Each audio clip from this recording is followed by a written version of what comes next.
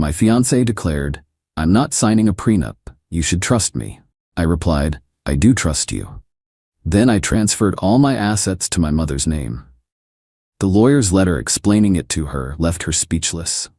I, 29 male, am sitting here looking at what used to be my engagement ring, trying to process how spectacularly everything imploded over the last month. Met Sienna, 27, 2.5 years ago at a friend's barbecue. She was finishing her master's in communications, working part-time at a PR firm. I'm a software developer who got lucky, sold an app I developed in college to a tech company for $1.2 million when I was 24. After taxes and paying off student loans, I had about $750 left. Invested most of it, bought a modest condo, kept living like I was still making my regular salary. Sienna knew about the app sale from early on. Wasn't trying to hide it. She seemed cool about it, didn't suddenly become more interested or anything. We clicked naturally. She was ambitious, funny, had her own goals. I fell hard. Got engaged 6 months ago. She cried. I cried. It was beautiful. Started planning a modest wedding for next fall. Everything felt right. Then 3 weeks ago, I brought up the prenup. We were having dinner at her place, and I mentioned meeting with my lawyer to draft a simple prenuptial agreement. Nothing crazy, just protecting premarital assets and any inheritance. Everything earned during marriage would be split 50-50. Standard stuff. Her fork stopped halfway to her mouth. Sienna, a prenup? Seriously? Yeah, just basic protection for both of us. Your student loans stay yours, my premarital investments stay mine. Everything we build together is ours equally. She set her fork down. Her whole demeanor shifted. I can't believe you want a prenup. You should trust me. I do trust you. This isn't about trust, it's just smart planning. No, it's about you thinking I'm some gold digger who's after your money. I'm not signing a prenup, Nolan, period. If you loved me, if you trusted me, you wouldn't ask. Marriage is about faith in each other. The conversation spiraled from there. She cried, said I was breaking her heart, that I was choosing money over love. I tried explaining it protected both of us, that lots of couples do this. She wasn't having it. If you need a legal document to feel safe marrying me, then maybe we shouldn't get married, she said. I backed off, said we could talk more later. But something about her reaction bothered me. It wasn't just disappointment or hurt feelings. It was anger. Like I'd insulted her by even suggesting it. Spent the next few days thinking. Then I made a decision that would apparently change everything. I called my mom.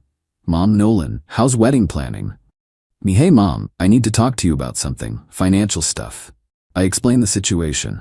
Mom's a retired teacher, sharp as a tack, never liked drama. She listened quietly. So what are you thinking? Me, I want to transfer my investment accounts to your name, temporarily, just until I figure this out. That's a big decision, honey.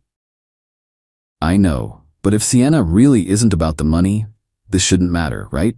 We'll still have my salary, still build a life together. The assets will be protected either way. Mom agreed to help. Over the next week, I met with my financial advisor and lawyer, transferred my investment accounts and condo deed to my mother's name. Legally, I now owned basically nothing except my car, checking account with about $30K, and personal belongings. My $95K salary was good money, but the assets were gone. I figured if Sienna loved me for me, not my net worth, this would prove it.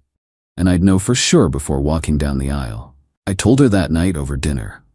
So I've been thinking about what you said, about trust. Yeah, you're right, I do trust you, so I don't need the prenup anymore. She literally squealed. Jumped up, hugged me, covered my face in kisses. Really? Oh my God, baby, you don't know how happy this makes me. I knew you'd understand. This is what real love looks like. There's just one thing. I transferred my assets to my mom's name for estate planning purposes. Her financial advisor recommended it for tax reasons. The transformation was instant. She pulled back, face completely changed. You? What? Transferred the investments and property. It's all in Mom's name now. But don't worry, we've still got my salary to build our future on. That's more than enough to start with, right? Silence. Long, cold silence.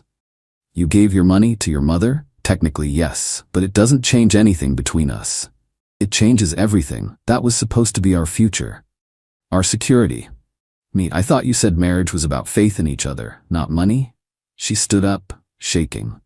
I need to think. Left without another word. That was 4 days ago. Yesterday, I got the letter. Update 1. The letter came from a law firm I'd never heard of, Bradford and Associates. My hands were steady as I opened it, but my mind was racing. It was something else. Dear Mr. Morrison, we represent Miss Sienna Walsh in regard to your recent financial misconduct and fraudulent property transfers. Our client has brought to our attention that you have deliberately and maliciously dissipated marital assets in anticipation of marriage, constituting a breach of fiduciary duty to your fiancée. Despite your unmarried status, Miss Walsh has been operating under the promise and expectation of marriage, making significant life decisions based on your representations. Your transfer of substantial assets to circumvent equitable distribution represents bad faith and potential fraud. We demand 1. Immediate reversal of all asset transfers made within the last 30 days. 2. Full financial disclosure of all accounts, properties, and holdings. 3. Compensation for Miss Walsh's emotional distress and financial damages. 4. Payment of legal fees incurred before. If these demands are not met within 10 business days, we will pursue all available legal remedies, including but not limited to claims of fraudulent transfer, intentional infliction of emotional distress, and breach of promise to marry. Regards, J. Bradford-esque. I actually laughed. Out loud. Breach of promise to marry? What is this, 1890? Called my lawyer immediately. He was equally amused. This is nonsense, he said. You're not married. There are no marital assets. The transfers to your mother were legal, and breach of promise to marry? That's not even recognized in most states anymore. This is intimidation tactics. He drafted a response that basically said, no, the transfers were legal. We're not married. There are no marital assets. Have a nice day. But Sienna wasn't done. Oh no. That evening, she showed up at my condo, which I guess is technically my mom's condo now. I saw her through the doorbell camera looking like she'd been crying. Against my better judgment, I opened the door but kept the chain on. Sienna, baby, please, we need to talk. Got your lawyer's letter. Think that said everything. That wasn't my idea. My friend Mallory said I needed to protect myself after what you did. What I did? Transfer my own property? You tricked me. You said you didn't need a prenup because you trusted me. I don't need a prenup because I don't have any assets to protect anymore. She started crying harder. This isn't you, Nolan. Your mom is poisoning you against me. She never liked me. That was news to me. Mom had always been perfectly pleasant to Sienna. Sienna, just undo it. Transfer everything back and we can forget this happened. We can go to counseling, work through this. Me, why does it matter? If you love me, why does it matter whose name is on the investments? Her face went hard again. Because it's our future. Those assets are supposed to support our family, our children. We can support a family on my salary. That's not the point. Then what is the point? She stared at me for a long moment. Then, the point is you lied to me. You said you trusted me, then immediately hid all your money. That's not trust, that's manipulation. Like threatening legal action isn't manipulation? She stormed off. But we weren't done, not even close. 3 days later, I got a call from my mom. Nolan, I just had the strangest visit. My stomach dropped. Sienna? And her mother. They showed up here trying to convince me to transfer the assets back to you. Her mother offered to mediate between us all. What did you tell them? That they needed to leave before I called the police for trespassing. Mom's a legend. But then things got really weird. That weekend, I started getting Facebook messages from Sienna's friends, all with the same theme. Hey, heard you and Sienna are having issues. She's really broken up. Maybe you should reconsider. Bro, just give her what she wants. Happy wife, happy life. You're being really unfair to her. She gave up so much for you. Gave up what exactly? We didn't even live together yet. The best message was from her friend Mallory, the lawyer friend. You realize what you did could be considered financial abuse, right? Hiding assets from a partner is a form of control. I responded, we're not married. Also, she refused a prenup that would have clearly outlined all assets. Also, please stop contacting me. Then Monday happened. I got to work to find an email from HR. Someone had sent an anonymous complaint about my unstable behavior and potential threats made against a coworker's friend. What coworker's friend? Then it hit me. Sienna's roommate Janine worked at my company, different department. I'd completely forgotten. The complaint was vague but suggested I'd been acting erratically and had made concerning statements about hiding money and avoiding legal obligations.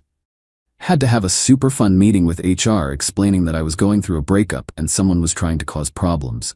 Luckily, my manager backed me up, said my work had been normal. But still. The audacity. That night, I got one more text from Sienna. This isn't over. You think you're so smart, but you can't just steal what was supposed to be mine. I'll make sure everyone knows what kind of man you really are. I forwarded it straight to my lawyer. Then I made myself a drink and started looking for a new apartment. Time to really start fresh. Update 2. Things escalated in ways I couldn't have imagined. Sienna went full nuclear. First, she started a blog. Yeah, a whole blog called When Prince Charming Turns Pauper, about her journey of betrayal. She didn't use my real name, called me Nathan, but anyone who knew us would recognize the story. Some highlights from her posts. He promised me the world, then hid it all away. How to recognize financial manipulation in relationships. When his mother becomes the other woman in your relationship. Red flags I ignored, a cautionary tale. The comments were wild. Random internet strangers calling me a manipulative abuser, saying she should sue me, offering their own stories of terrible exes. She was eating it up, responding to every comment with more details about our relationship. According to her blog, I'd isolated her from her support system. We hung out with her friends constantly. I'd made promises about our future to keep her trapped. I proposed, yes, that's typically how it works. I'd conspired with my mother to defraud her, legally transferred my own property. I'd shown signs of narcissistic personality disorder because I didn't cave to her demands. My favorite post was titled, The Prenup Trap, How He Used It Against Me. She wrote 2,000 words about how asking for a prenup was emotional abuse, but also not having one ready was financial abuse. Can't win with that logic. But the blog was just the appetizer. Remember Janine, her roommate who worked at my company? She started a whisper campaign. Nothing actionable, just enough to be annoying.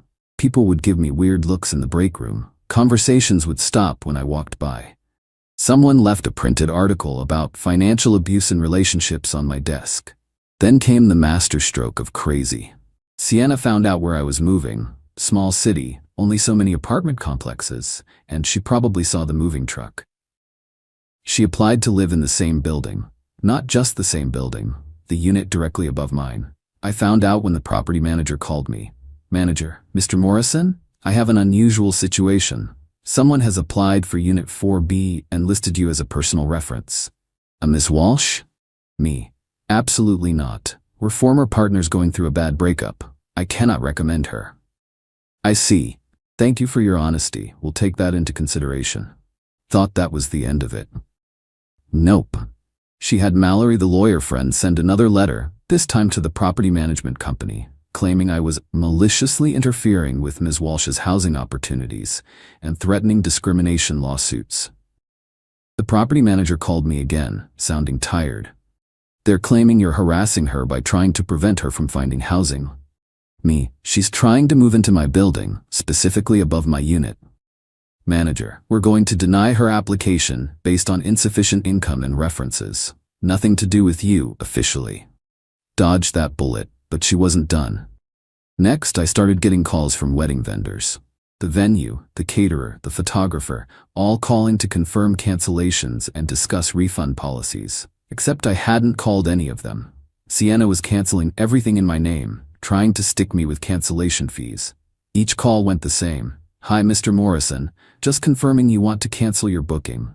I haven't contacted you about canceling. Oh, we have an email here from your address. Someone is impersonating me. Please don't process any cancellations without verbal confirmation. She'd created a fake email address